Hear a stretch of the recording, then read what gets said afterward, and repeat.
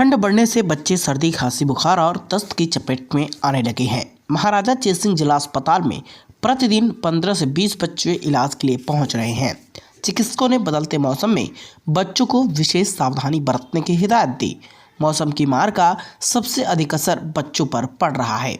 जिला अस्पताल से लेकर स्वास्थ्य केंद्रों पर बच्चे सर्दी, खांसी, जुकाम, बुखार आदि से पीड़ित होकर पहुंच रहे हैं। बच्चों में डायरिया के मामले भी सामने आने लगे हैं।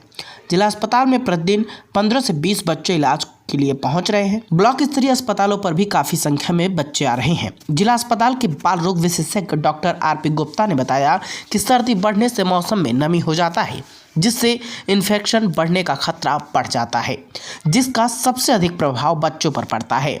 सर्दी दस्त पीड़ित बच्चों इलाज के लिए आ रहे हैं। बच्चों को ठंड से बचाने के प्रयास करना चाहिए।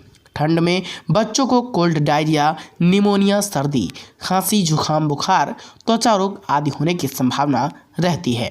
लापरवाही बच्चों को नुकसान पहुंचा सकती है। बच्चों को गर्म वस्त्र पहना कर रखें, सिर पर टोपी, पैरों में मोजे, शरीर की अच्छी तरह से सफाई करें। बच्चों के खाने पर विशेष ध्यान दें। ठंड चीज खिलाने से बिल्कुल परहेज करें। भदोही से bureau report Nitesh Srivastava, V news live. बच्चों में ठंडी के मौसम में बच्चों में कॉमन बीमारियां ठंड लगने की वजह से, जैसे खांसी, जुकाम, निमोनिया, इस सब की ज़्यादा कॉमन समस्या आ रही है। बच्चों को पूरी तरह कपड़ा पहना रखें। सुबह बहुत भोर में ना निकलने दें बाहर के लिए। ठंडे पानी से बचाएं। बच्चे अक्सर पानी के पास जाते हैं तो ध्यान रखें कि पानी से ना खेलें ज़्यादा, कुनकुने पानी से नहलाएं। ये सब कॉमन ध्यान रखें। कॉमन उपाय यही है कि बच्चों को बचा के रखें और ज़रा भी हल्का फुल्का दिक्कत है तो चिकित्सक को दिखाएं।